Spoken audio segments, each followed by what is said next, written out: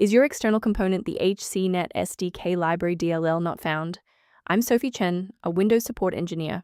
I'm here to help you re-establish Hikvision links. To kick off the manual repair for Hcnetsdk library, you can also find an official toolkit designed for system-level synchronization. This is the Hcnetsdk library, the core client-side runtime used by Hikvision surveillance platforms such as IVMS 4200.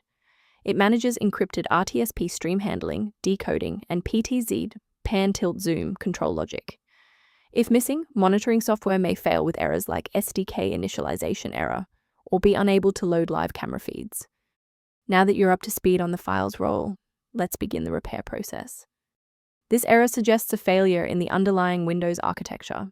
Open command prompt with administrator privileges and execute sfc/scan now to restore core system components, including the missing Hcnetsdk library DLL.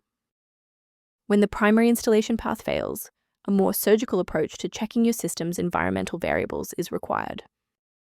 If your system has been running for an extended period, a reboot might be necessary to resync your background processes and clear any temporary locks on the Hcnetsdk library file. To avoid losing your place during the restart, bookmark this page now, or hit the like button to save this video to your library for easy access later. With the restart confirmed as ineffective for this instance, let's analyze the registry settings next. If you need to pause the video while navigating the registry editor, feel free. Rebooting didn't restore the monitoring tools, so let's run a command to reset the performance indicators. First, open command prompt as admin. Second, you're going to type lodctr/R, then hit enter. Why are we doing this? Well, these files rarely suffer from physical corruption. Instead, their registration in the performance hive becomes desynced.